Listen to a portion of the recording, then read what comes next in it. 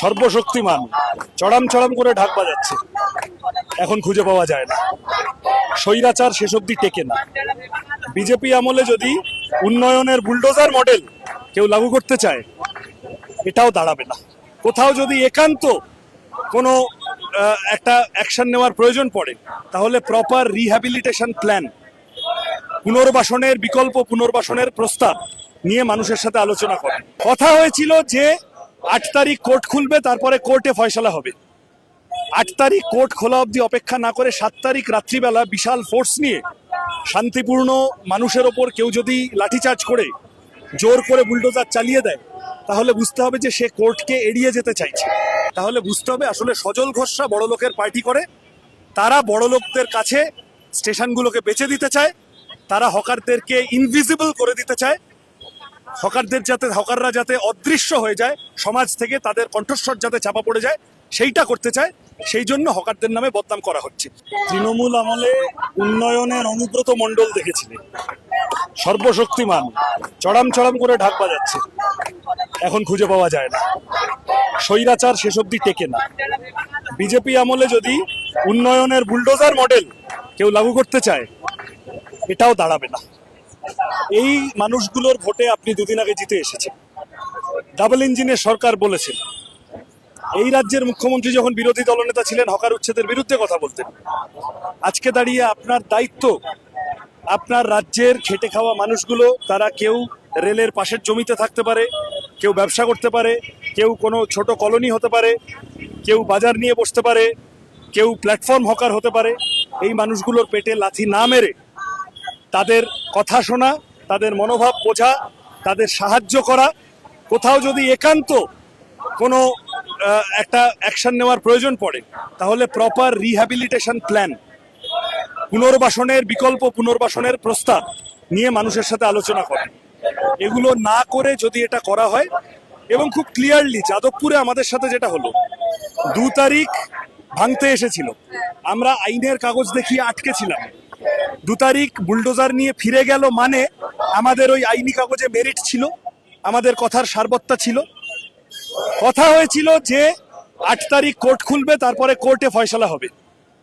8 তারিখ কোর্ট খোলা অবধি অপেক্ষা না করে 7 তারিখ রাত্রিবেলা বিশাল ফোর্স নিয়ে শান্তিপূর্ণ মানুষের ওপর কেউ যদি লাঠিচার্জ করে জোর করে বুলডোজার চালিয়ে দেয়, তাহলে বুঝতে হবে যে সে কোর্টকে এড়িয়ে যেতে চাইছে। কোর্টকে কে এড়িয়ে যেতে চায়? আইনি প্রক্রিয়াকে কে এড়িয়ে যেতে চায়? যে আসলে অন্যায় করেছে, যে চায় না যে তার অন্যায় আইনের সামনে ধরা পড়ে যায়।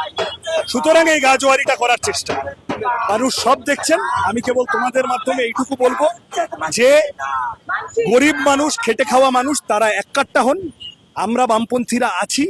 রুজি রুটির লড়াই রাস্তায় দাঁড়িয়ে বুঝে নিতে হবে, অন্য কোনো বিকল্প নেই। বড় লোকের সরকার এসেছে। রেল স্টেশনে 5 টাকায় যে লোকটা চা খেত, সে যাতে কালকে 70 টাকায় চা খেতে বাধ্য হয়, তার বন্দোবস্ত করার চেষ্টা করছে।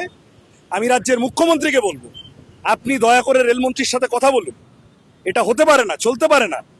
এটা একটা অত্যন্ত ভুল, নক্কারজনক, নৃশংস, অমানবিক, অসংবেদনশীল একটা পদক্ষেপ হচ্ছে। একটার পর একটা স্টেশনে যা হচ্ছে, মানুষ, তার বিশেষত খেটে খাওয়া মানুষ, তারা এককাট্টা হন। আমরা আছি সমস্ত শক্তিতে, এইটুকু আমি বলতে চাই। অপারেশন সানশাইনে কোথায় কোথায় রিহ্যাবিলিটেশন হয়েছিল আমি তোমায় নিয়ে গিয়ে দেখিয়ে দেবো। তোমার ক্যামেরা নিয়ে গিয়ে আমি তাহলে দেখিয়ে দেবো, সেই লোকগুলোর সাথে কথা বলিয়ে দেবো। পুনর্বাসন লাগবে, বিকল্প ব্যবস্থা লাগবে। বিকল্প পুনর্বাসনের প্রস্তাব নিয়ে আসুন, হকারদের সাথে আলোচনা করুন, ট্রেড ইউনিয়নগুলোর সাথে আলোচনা করুন। তাতে যদি আপনার দলের লোকের 4টে লোক থাকে, তাদের সাথেও কথা বলুন। পেটে লাথি মেরে দিচ্ছেন কেন? এদের ভোটেই তো 2 দিন আগে জিতে এসেছেন। আমি জানি না সজলদা কিসের প্রেক্ষিতে এটা বলেছে।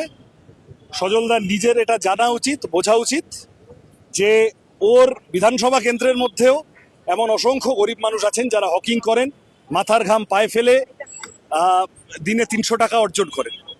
সুতরাং সেই মানুষকে আজকে যদি অপমান করার জন্য, বা তাদেরকে তারা সবাই বড় লোক বলে দাগিয়ে দেওয়ার একটা চেষ্টা করে, তাহলে বুঝতে হবে আসলে সজল ঘোষরা বড় লোকের পার্টি করে, তারা বড় লোকদের কাছে স্টেশনগুলোকে বেচে দিতে চায়, তারা হকারদেরকে ইনভিজিবল করে দিতে চায়, হকাররা যাতে অদৃশ্য হয়ে যায় সমাজ থেকে, তাদের কণ্ঠস্বর যাতে চাপা পড়ে যায়, সেইটা করতে চায়। সেই জন্য হকারদের নামে বদনাম করা হচ্ছে। সজল ঘোষকে ডেকে নিয়ে এসো যাদবপুর স্টেশনে, আমি ওর হাত ধরে কটা লোক, কতগুলো হকার দিনে 200 টাকা 300 টাকা ছোট্ট ঝুপড়ি নিয়ে, দোকান নিয়ে বা একটা ওই ত্রিপল নিয়ে বসে, চাটাই নিয়ে বসে দিনে 200 টাকা 300 টাকা আয় করছে। কতগুলো হকার একতলা ছোট্ট বাড়িতে থাকছে।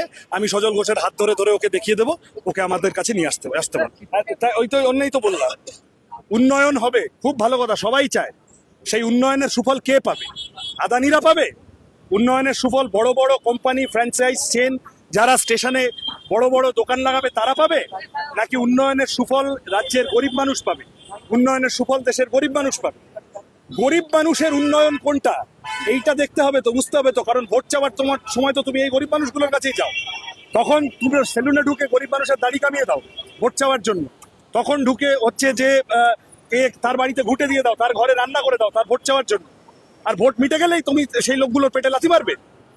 উন্নয়ন খুব ভালো কথা, কিন্তু বুলডোজার দিয়ে উন্নয়ন হয় না, সেই উন্নয়ন সাস্টেনেবল হয় না এবং মানুষের মনে রেখাপাতও করে না।